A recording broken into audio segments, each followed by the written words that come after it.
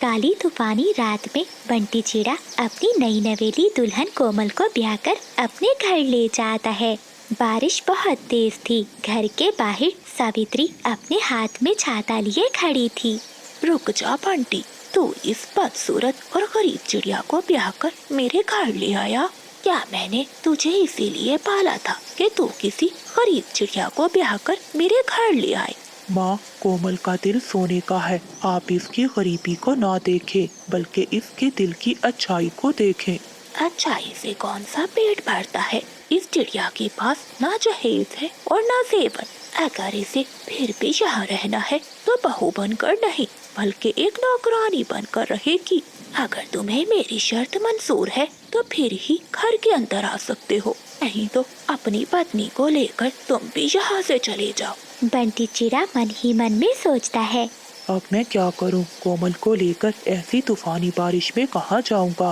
मुझे पूरी उम्मीद है कि कोमल अपनी अच्छाई से माँ जी को राजी कर लेगी। बंटी चिड़ा अपनी माँ की बात मान लेता है और वो कोमल को लेकर घर के अंदर चला जाता है।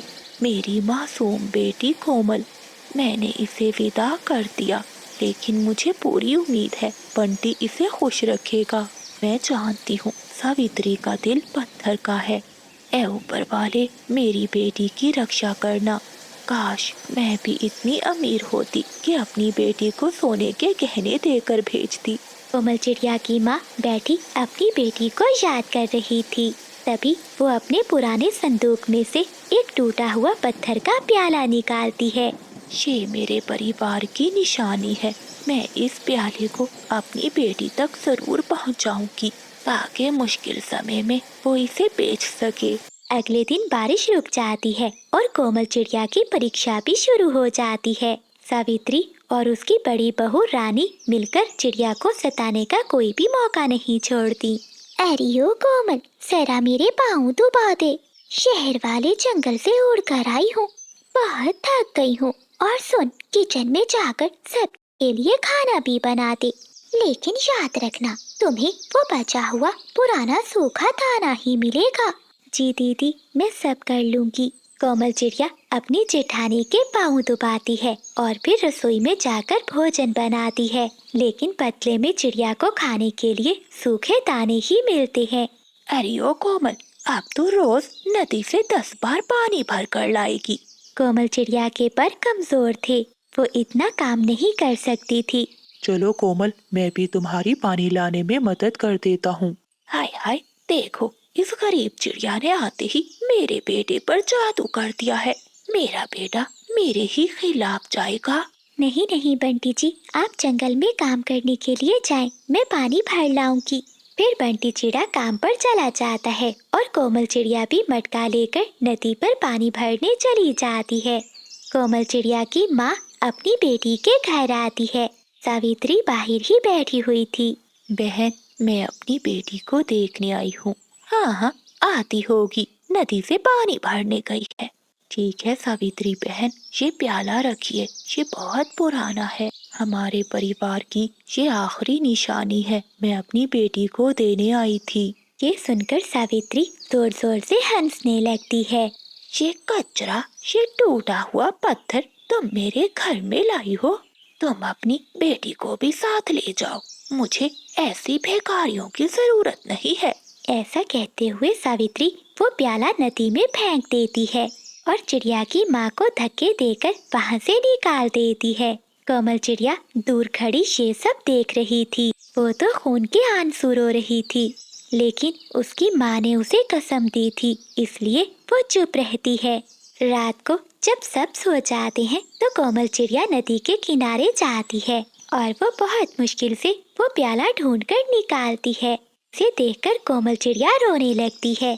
कोमल चिड़िया के आंसू उस प्याले में गिरने लगते हैं। तभी नदी का पानी ठहर जाता है और प्याले से एक आवाज आती है, ऐ सब्र करने वाली चिड़िया, तेरी माँ की ममता और तेरे सब्र ने इस मुर्दा पत्थर में भी जान डाल दी है। अब से इस प्याले में जो भी डाला जाएगा वो कीमती खजाना बन जाएगा, लेकिन सिर्फ इसी के लिए जिसका दिल साफ होगा। ये सारी बातें सुनकर चिड़िया बहुत हैरान थी। क्या ऐसा हो सकता है? मैं देखती हूँ फिर कोमल चिड़िया एक सूखा दाना उस प्याले में डालती है और वो सूखा दाना पल भर में मोती बन जाता है। ये देखकर चिड़िया बहुत खुश होती है और उस प्याले को छुपा कर रख लेती है। अगले दिन उल्लू जंगल में ऐलान करते हैं। सुनो सुनो, जंगल के पक्षियों सब सुनो। जंगल के बादशाह शिकारी चील ने ऐलान किया है कि वो उसी घर में खाना खाएंगे जहाँ सबसे स्वादिष्ट और नायाब खाना होगा और उसी परिवार को इनाम भी मिलेगा। उल्लू की बातें सुनकर सावित्री अपनी बड़ी बहू रानी से कहती है। रानी बहू, मुझे तुमसे बहुत उम्मीद है। पता है, पिछली बार बादशाह ने कबूतर के घर में खाना खाया था। खाना उसे बहुत स्वादिष्ट लगा था और चाहते हुए उन्हें माला माल करके गए थे। ये जिम्मेदारी तुम्हें ही संभालनी है। मुझे तुमसे पूरी उम्मीद है। बादल जी, शिकारी बाज हमारे घर में ही दावत खाएगा। बदले में हमें वो ढेर सारे गहने देगा। हाँ हाँ बिजली, ये मौका हम जाने नहीं देंगे। सावित्री की बड़ी बहू रानी बहुत सारे पैसे खर्च करके महंगे महंगे फल मंगवाती है, लेकिन बादल और बिजली ये सब देख लेते हैं और वो फलों में जहरीले कीड़े छोड़ देते हैं। शाम को बादशाह बाज अपने सिपाहियों के साथ सावित्री के घर में आता है। वो कीड़े वाले फल देखकर बहुत गुस्से में आ जाता है। सावित्री, तुमने मेरा मजाक उड़ाया है। ऐसे सड़े हुए फल मुझे दिए हैं, अब तुम्हें सजा मिलेगी। तभी कोमल चिड़िया अपना वही पुराना प्याला लेकर आती है। अरे ओ चिड़िया, अपना टूटा हुआ प्याला लेकर यहाँ से चली जा, वरना तू हमें बादशाह के पंखों से मरवाना चाहती है क्या? कोमल चिड़िया प्याले में पानी डालती है और वो दुनिया का सबसे मीठा शरबत बन जाता है और फिर सूखा दाना डालती है तो वो शाही पकवान भी बदल जाता है। बादशाह बाज वो भोजन खाकर बहुत खुश होता है। अरे वाह, ऐसा भोजन तो मैंने पहले कभी नहीं खाया। बहुत स्वादिष्ट है। मैं तुमसे बहुत खुश हुआ हूँ। आज से तुम जंगल की शहजादी हो। बादशाह बाज बहुत खुश होता है और वो चिड़िया को गहने देकर वहाँ से चला जाता है। रानी ये सब देखकर बहुत गुस्से में आ जाती है। रात के अंधेरे में वो चिड़िया का प्याला चुराने की कोशिश करती है। तभी चिड़िया की आंख भी खुल जाती है। अरे दीदी, ये आप क्या कर रही हैं? ये प्याला मेरा है, मैं इस घर की बड़ी बहू हूँ। जैसे ही रानी के पंख उस प्याले को छूते हैं तो उसमें से खाना नहीं बल्कि काले सांप निकलने लगते हैं। सावित्री भी वहाँ आ जाती है। वो सांप सावित्री और रानी को घेर लेते हैं। सावित्री तो मौत के डर से कांपने लगती है। कोमल, मुझे बचा लो। मैंने तुम्हारी माँ की बेइज्जती की, तुम्हें दुख दिया, मुझे माफ कर दो। कोमल चिड़िया आगे बढ़ती है और प्याले को अपने पंखों में ले लेती है। तभी सांप गायब हो जाते हैं। फिर रानी और सावित्री कोमल चिड़िया से अपने किए की माफी मांगती हैं। सावित्री खुद जाकर चिड़िया की माँ को अपने घर लेकर आती है। अब सावित्री का गुरूर खाक में मिल चुका था। अब वो कोमल को अपनी बेटी की तरह प्यार करती थी। अब कोमल चिड़िया की माँ अपनी बेटी के साथ रहती थी। सागर वाले जंगल में बहुत जोरों की बारिश हो रही थी। कोमल चिड़िया अपना छाता लिए बिजली काकी के पास जाती है। बिजली बहन, मैंने सोचा है कि बारिश के मौसम में सब मिलकर गाजर का हलवा बनाते हैं। बहुत मजा आएगा ठंडे ठंडे मौसम में गरम गरम हलवा खाने का। चिड़िया, न गाजर, न शक्कर और न ही सूखी लकड़ियाँ। क्या तुम पागल हो गई हो? इन सब के बिना हम कैसे गाजर का हलवा बनाएंगे? बिजली बहन, अगर हम सब मिलकर काम करेंगे तो काम बहुत जल्दी हो जाएगा, क्योंकि मिलजुल कर काम करने से कोई भी मुश्किल काम आसान हो जाता है। ना ना चिड़िया, तुम ही जाओ और गाजर का हलवा बनाओ। ऐसी बारिश में मुझसे काम नहीं होगा। ये सुनकर कोमल चिड़िया वहाँ से चली जाती है। आई बड़ी मुझसे काम करवाने वाली। ऐसे ठंडे मौसम में ये गरम गरम घोंसला छोड़कर कहाँ जाने को मन करता है। कोमल चिड़िया वहाँ से घर की ओर जा रही थी कि तभी उसे एक बड़े पेड़ के नीचे कुछ सूखी लकड़ियाँ मिल जाती हैं। कोमल चिड़िया वो सूखी लकड़ियाँ उठा लेती है और सीधा कबूतर के पास जाती है। कबूतर, कबूतर भैया, बाहर आओ। अरे, ये आवाज तो कोमल चिड़िया की है। इतनी तेज बारिश में वो यहाँ क्या कर रही है? ऐसा कहते हुए कबूतर दरवाजा खोलता है। कबूतर भैया, ये देखिए, मुझे सूखी लकड़ियाँ मिल गई हैं। चलो अब हम सब मिलकर गाजर का हलवा बनाते हैं, फिर हम सब एक साथ मिलकर खाएंगे। चिड़िया, मुझे क्या काम करना होगा? कबूतर भैया, आप जाकर खेत से गाजर ले आए, बाकी काम मैं खुद कर लूंगी। चिड़िया, माफ करना, मुझे बारिश में भीगने से बहुत डर लगता है, इसलिए मैं बाहर नहीं जा सकूंगा। ऐसा कहते हुए कबूतर घर के अंदर चला जाता है। फिर कमल चिड़िया भी वो सूखी लकड़ियाँ लेकर अपने घर की ओर चली जाती है। मैं एक बार तोते के पास जाती हूँ, वो जरूर मेरी मदद करेगा और फिर ठंडी ठंडी बारिश में हम दोनों मिलकर गाजर का हलवा खाएंगे। कोमल चिड़िया अपना छाता लिए घर से निकलती है और तोते के घर जाती है। तोते भैया, छोड़ो ये मिर्ची खाना, चलो मेरे घर में हम गाजर का हलवा बनाते हैं। क्या गाजर का हलवा? मुझे बहुत पसंद है। चिड़िया, तुम चलो, मैं आता हूँ। फिर कमल चिड़िया तोते के घर से निकलती है और वो सीधी उल्लू के खेत में जाती है। वहाँ खेत में गाजरें लगी हुई थी। वो कुछ गाजरें निकालती है और अपने साथ घर ले जाती है। घर जाकर वो चूल्हे पर हंडिया रखती है। चिड़िया के बच्चे बहुत खुश थे।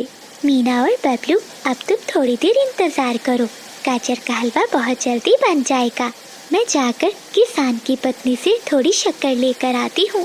फिर कोमल चिड़िया अपना छाता लिए किसान की पत्नी के घर जाती है। माँ जी, मैं गाजर का हलवा बना रही हूँ, क्या मुझे थोड़ी सी शक्कर मिलेगी?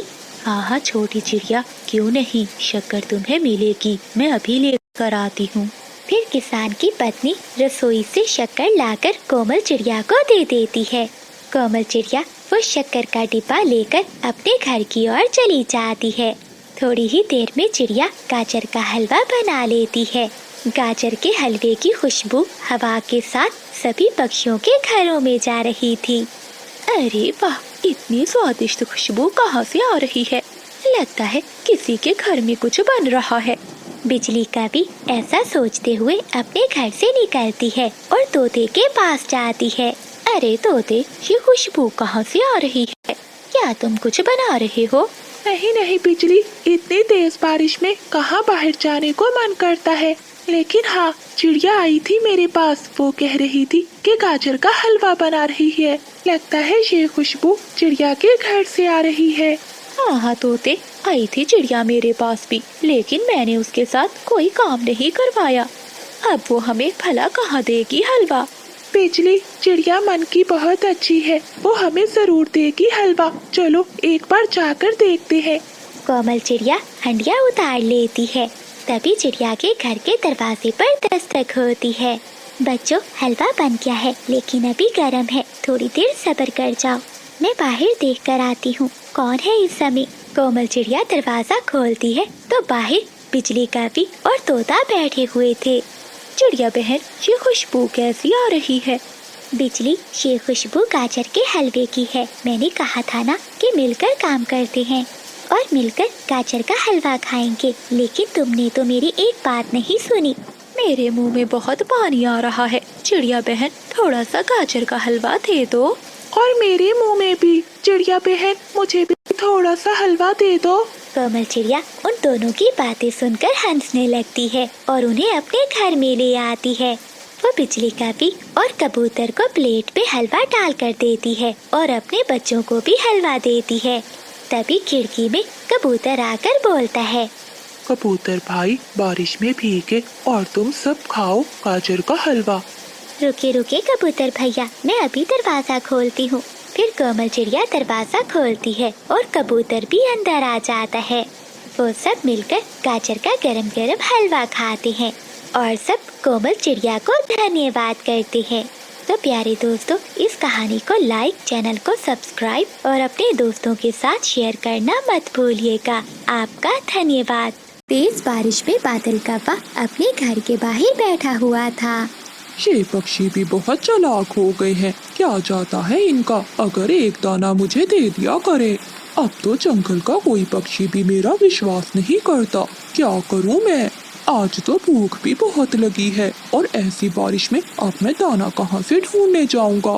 तभी उसे दूर से बंटी कबूतर दाना लेकर आता हुआ दिखाई देता है। ये कबूतर तो मेरा बहुत बड़ा दुश्मन है, ये तो कभी मेरी बातों में नहीं आएगा। तभी कफे के दिमाग में एक नई शरारत आती है। जैसे ही कबूतर कफे के पास पहुंचता है तो बादल कप्पा नीचे लेट जाता है और अपनी आंखें बंद करके जोर जोर से हिलने लगता है। कफे को ऐसा करता हुआ देखकर कबूतर जल्दी से वहां आता है। बादल कफे, क्या हुआ तुम्हें? लेकिन कप्पा कोई जवाब नहीं देता और वैसे ही करने लगता है। बंटी कबूतर थोड़ा सा पानी कप्पे के मुंह में डालता है, लेकिन कप्पा फिर भी वैसा करना ही जारी रखता है। पता नहीं इसे क्या हो गया है। ऐसा करता हूँ, थोड़ा सा दाना खिलाता हूँ, शायद ये ठीक हो जाए। कप्पा जब ये सुनता है वो तो खुशी से फूल जाता है। फिर कबूतर दाना कप्पे को खिला देता है। तभी कप्पा भी उठ जाता है। बादल कफे, मैं तो घबरा ही गया था, तुम्हें क्या हुआ था? तुम्हें क्या बताऊं कबूतर के मुझे क्या मसला है। सभी पक्षी समझते हैं कि मैं बहुत काहिल और सुस्त हूँ, लेकिन कोई ये नहीं जानता कि मुझे कितनी बीमारियाँ हैं। 3-4 रोज से तो मैं कुछ ज्यादा ही बीमार हूँ। बैठे बैठे ही चक्कर आने लगते हैं और मन घबराने लगता है। तुम ही बताओ कबूतर कि ऐसी हालत में मैं कैसे काम करूं? मेरी जिंदगी का तो अब कोई भी भरोसा नहीं है। बादल, ऐसा तो ना कहो, हम सब हैं ना तुम्हारे साथ। हम सबको ये तो नहीं पता था कि तुम इतने बीमार हो। मैं सभी पक्षियों से कह दूंगा कि तुम्हारा ख्याल रखें। कप्पे के दिल में तो लड्डू फूट रहे थे। फिर कबूतर वहाँ से चला जाता है। मैं भी कप्पा हूँ, जितना ऊपर से काला हूँ उतना ही अंदर से काला हूँ। ये तो मेरी शान के खिलाफ है कि मैं कोई काम करूँ। अब तो सारी जिंदगी ऐसे ही एक्टिंग कर कर खाऊंगा। फिर कबूतर चिड़िया के घर जाता है। चीकू तोता भी वहीं बैठा हुआ था। चिड़िया बहन, तुम्हें तो पता है कि बादल कप्पा कितना आलसी है, इसलिए मैं उसके सबसे ज्यादा खिलाफ हूँ। लेकिन असल बात का तो मुझे अब पता चला है। क्या हुआ बंटी भैया, आप इतने परेशान क्यों लग रहे हो? चिड़िया बहन, वो कप्पा तो बहुत बीमार है। उसको तो ऐसी बीमारी लगी हुई है कि वो बीमारी मेरी समझ में भी नहीं आई और ना ही उस बीमारी का कोई इलाज है। मैं इसीलिए यहाँ आया हूँ कि इस मुश्किल समय में हमें उसे अकेला नहीं छोड़ना चाहिए। हाँ कबूतर, तुम ठीक कह रहे हो। उसने आज तक हमारे जंगल में कुछ भी अच्छा नहीं किया, लेकिन जो भी हो वो है तो हमारे जंगल का पक्षी। हमारे जंगल की रौनक उसी की वजह से ही है। बताओ कबूतर, हमें क्या करना होगा? मैंने सोचा है कि हम सब मिलकर बारी बारी उसे दाना दे आया करेंगे। हाँ बंटी भैया, आपकी बात बिल्कुल ठीक है, हम ऐसा ही करेंगे। अगली सुबह वो तीनों पक्षी बादल कप्पे के पास जाते हैं। बादल भैया, मुझे आपसे बहुत शिकायत है। जैसा भी हो, मैंने हर मुश्किल समय में आपका साथ दिया है। आपको मुझे बताना चाहिए था अपनी बीमारी का। मानो बहन, मैं तुम्हें परेशान नहीं करना चाहता था, बस मैं अकेला ही लड़ना चाहता था। ऐसा कहते हुए कप्पा फिर से वही एक्टिंग करना शुरू कर देता है। ये देखकर चिड़िया डर जाती है और वो कबूतर के बताए हुए मुताबिक एक दाना कप्पे के मुंह में डाल देती है। कुछ ही देर में कप्पा उठकर बैठ जाता है। कप्पे भैया, आपने घबराना नहीं है, आप जल्दी ठीक हो जाएंगे। मानो बहन, मुझे लगता है अब मैं जल्दी ही मर जाऊंगा। ये बीमारी मुझे मारकर ही मेरा पीछा छोड़ेगी। अभी तो आज मुझे अपने घोंसले की मुरम्मत का काम भी करना था।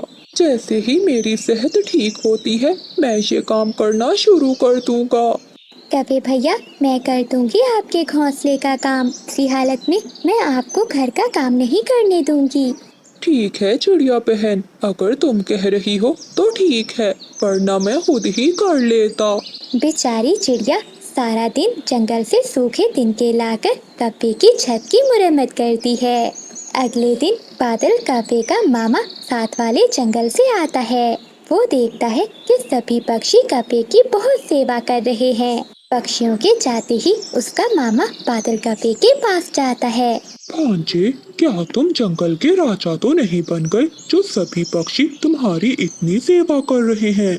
मामा जी ऐसा ही समझ ले, अगर आप कहें तो आपको भी ये राज बता दूं। तभी कबूतर वहीं से गुजर रहा था। वो उन दोनों की बातें सुन लेता है। मामा जी सभी पक्षी मुझे देखकर दूर भागते थे, कहीं मैं उनसे कुछ मांग ना लूं। लेकिन इस बार मैंने भी ऐसा खेल खेला है कि आपने अपनी आंखों से देख ही लिया है। फिर बादल का बस सारी बात अपने मामा जी को बता देता है। अरे वाह, सच में बादल, तुम्हारे जैसा दिमाग किसी का नहीं है। कबूतर जो सुबह सुबह फल लेकर कपे के पास आया था, वो ये सारी बातें सुन लेता है और उसे अपने आप पर बहुत गुस्सा आता है कि वो कैसे उल्लू बन गया। लेकिन काफे, अब तुम इस बात की चिंता ना करो, इसका बदला तो मैं तुमसे लेकर ही रहूंगा। फिर वो सभी पक्षियों को बुलाता है और उन्हें सारी बात बताता है। लेकिन बंटी भैया, अब हम क्या करेंगे? चिड़िया बहन, हम भी उसके साथ वैसा ही करेंगे जो उसने हमारे साथ किया है। हम भी वैसी ही एक्टिंग करेंगे जैसी वो करता है। कबूतर, क्या मतलब है तुम्हारा? मेरा मतलब है कि जब भी कौवा एक्टिंग करने लगे, जो पक्षी भी वहाँ हो वो भी वैसी एक्टिंग करने लग जाए। इससे क्या होगा? इससे वो खुद ही एक्टिंग करना छोड़ देगा। अब इससे ज्यादा हम कुछ भी नहीं कर सकते। उस दिन के बाद सभी पक्षी ऐसा ही करते हैं। दोपहर को मिठू तोता कौवे के घोंसले में जाता है। तोते को देखकर कौवा वैसे ही करने लगता है। तुरंत तोता भी लेटकर अपनी आंखें बंद कर जोर जोर से हिलने लगता है। ये देखकर बादल कौवा बहुत परेशान हो जाता है। शाम को जब रानू चिड़िया आती है तो कौवा उसे देखकर भी वैसी एक्टिंग शुरू कर देता है। तो मानो चिड़िया भी कौवे की एक्टिंग करना शुरू कर देती है। कौवा तो और भी परेशान हो जाता है। मैं तो ऐसे ही एक्टिंग कर रहा था, ये सभी पक्षियों को क्या हो गया है? अब मेरे दाने का क्या होगा? अगली सुबह कबूतर घबराया हुआ कौवे के पास जाता है। बादल यार, पूरे जंगल में तुम्हारी बीमारी फैल गई है। मैं अभी पास के जंगल में बुलबुल डॉक्टर से मिलकर आया हूँ। पता है उसने क्या कहा है? क्या कहा है उसने? उसने कहा है कि ये बीमारी जिसको सबसे पहले लगी है उसके दिल को निकालना होगा, फिर ही मैं उसके दिल की वजह से इस बीमारी को जान पाऊंगी। बादल यार, अब सभी पक्षियों की जिंदगी का सवाल है। मुझे पूरा यकीन है कि तुम अपने दोस्तों के लिए ये कुर्बानी जरूर दोगे। ये सुनकर बादल कौवे के तो रंग ही उड़ जाते हैं। लेकिन मुझे तो कोई ऐसी बीमारी है ही नहीं, तो क्यों मैं अपना दिल दूं? तभी बाकी सब पक्षी भी आ जाते हैं। मैं तो बस ड्रामा कर रहा था आप सबसे दाना लेने के लिए। कौवे, हम सब भी ड्रामा ही कर रहे थे तुमसे सच बुलवाने के लिए। क्या तुम खुद को ज्यादा होशियार समझ रहे थे? लेकिन तुमसे ज्यादा बुद्धू कोई भी नहीं है इस जंगल में। बिजली कौवी और बादल कौवा नदी के किनारे एक बड़े पेड़ के नीचे लेटे हुए आपस में बातें कर रहे थे। बिजली, कितनी ठंडी ठंडी हवा चल रही है। हाँ बादल जी, अब मौसम बहुत अच्छा हो गया है। तभी उड़ता हुआ कबूतर उन दोनों के पास आता है। अरे कौवो, तुम दोनों यहाँ आराम से लेटे बातें कर रहे हो, क्या तुम्हें कुछ खबर भी है? क्या बात है गंदी आंखों वाले, क्या तुम्हें तमीज नहीं है आने की? ऐसे ही आकर हमारे सरों पर बैठ जाते हो। काली कभी कभी खुद भी अच्छा बोल लिया करो, आई बड़ी मुझे तमीज सिखाने वाली।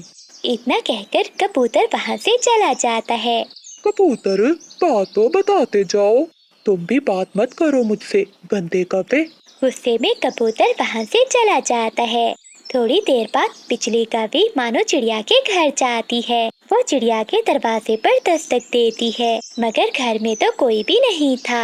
लगता है चिड़िया गहरी नींद सोई हुई है। लेकिन बिजली कौवी चिड़िया के दरवाजे पर दस्तक देती रहती है। तभी पीछे से मानो चिड़िया भी भोजन लेकर आ जाती है। क्या हुआ बिजली बहन, बस कर दो, क्या दरवाजा तोड़ोगी तुम? चिड़िया, तुम बाहर थी? हाँ बिजली, बताओ क्या काम था? वो मुझे थोड़ा सा भोजन चाहिए था, क्या मिल जाएगा? बिजली बहन, क्या आपने पक्षी का ऐलान नहीं सुना? ऐलान? कैसा ऐलान? कुछ ही दिनों तक जंगल में बारिशें शुरू होने वाली हैं। हमारे आसपास के जंगलों में भी बारिशें हो रही हैं। और पता है बिजली बहन, उन जंगलों में बाढ़ आ गई है। बस इसीलिए मैं भोजन जमा कर रही हूँ।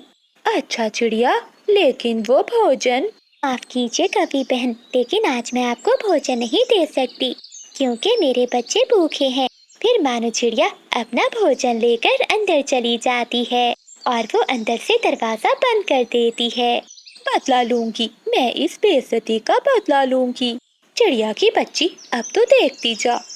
फिर बिजली का भी गुस्से में वहाँ से चली जाती है। दूसरे दिन मानो चिड़िया जब दाना लेने जाती है तो बिजली का भी चिड़िया के घर में आ जाती है और वो जोर जोर से चिड़िया के दरवाजे पर दस्तक देती है।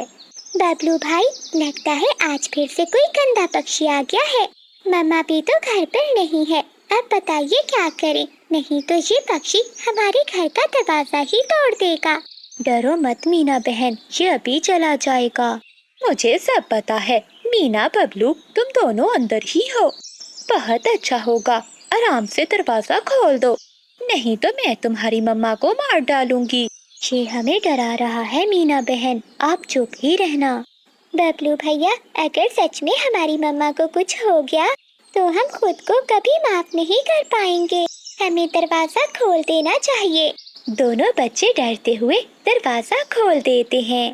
ये हुई ना अच्छे बच्चों वाली बात। अब चुपचाप एक साइड पे खड़े रहो। बिजली का भी मानो चिड़िया का सारा जमा किया हुआ भोजन उठा लेती है और वहाँ से चली जाती है। बिजली, इतना ढेर सारा भोजन ये तुम कहाँ से लाई हो? मेरी बेइज्जती की थी उस छोटी चिड़िया ने, सारा दाना मैं उसी के घर से लाई हूँ। देखना, अब जब वो छोटी चिड़िया घर आएगी तो रोएगी, उसे ये भोजन नहीं मिलने वाला। बिजली, तुमने तो मेरी सारी चिंताएं खत्म कर दी। अब जंगल में बारिश आई या तूफान, हमें कोई चिंता नहीं होगी। चिड़िया बहन, मैंने तो काफी भोजन जमा कर लिया है। मेरे तो बारिशों के दिन अब आराम से गुजर जाएंगे।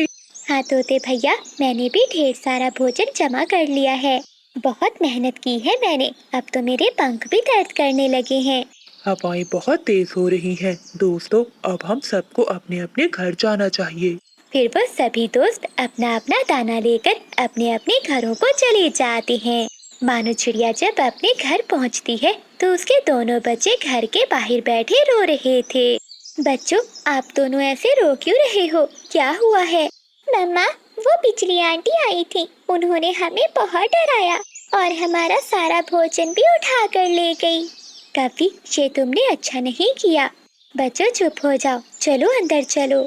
फिर मानो चिड़िया अपने बच्चों को घर में ले जाती है। बच्चों, आप दरवाजा अंदर से बंद कर लो, मैं अभी आती हूँ। मम्मा, आप उस आंटी के पास मत जाना, वो बहुत बुरी है, वो आपको नुकसान भी पहुंचा सकती हैं। बबलू बेटा, वो कभी मेरा कुछ भी नहीं बिगाड़ सकती, तुम दोनों डरो मत, मैं अभी आती हूँ। फिर मानो चिड़िया अपने बच्चों को घर में छोड़कर कौवों के पास जाती है। बिजली, तुम ये सारा दाना मेरे घर से लाई हो। चोर कौवे, क्या तुम्हें पता भी है कि ये सब दाना मैंने कितनी मुश्किल से इकट्ठा किया है? अब जल्दी से मेरा सारा भोजन मुझे वापस करो। छोटी चिड़िया, अपनी चोंच बंद कर कर भाग जाओ यहाँ से, वरना मैं तेरी चोंच ही तोड़ दूंगी। ये दाना हमारा है, जाओ चिड़िया, कहीं और जाकर अपना दाना ढूंढो। मानो चिड़िया रोने लगती है। अगर ये भोजन मैं नहीं खा पाई, मेरे बच्चे नहीं खा पाए, तो तुम दोनों के नसीब में भी नहीं होगा। ऊपर वाला तुम्हें कभी माफ नहीं करेगा, वो जरूर न्याय करेगा। चल भाग जा चिड़िया यहाँ से, अब गरीबों वाला रोना धोना यहाँ न कर, चल चल भाग। मानो चिड़िया रोती हुई वहाँ से चली जाती है। कुछ ही देर में जंगल में आंधी के साथ तेज बारिश शुरू हो जाती है। मानो चिड़िया बारिश में अपने घर चली जाती है। बिजली, आज वो छोटी चिड़िया कुछ ज्यादा ही बददुआएं देकर गई है। बादल, छोड़ो उसे और तुम ये दाना खाओ। वो दोनों पति पत्नी दाना खा ही रहे थे कि उनका घर जोर जोर से हिलने लगता है। बादल, ये क्या हो रहा है, जल्दी से बाहर निकलो। जोर से बादल गरजता है और कौवों का घर नीचे आकर गिरता है। हाय बादल, मेरी कमर टूट गई, लगता है हमें हमारे किए की सजा मिल गई है।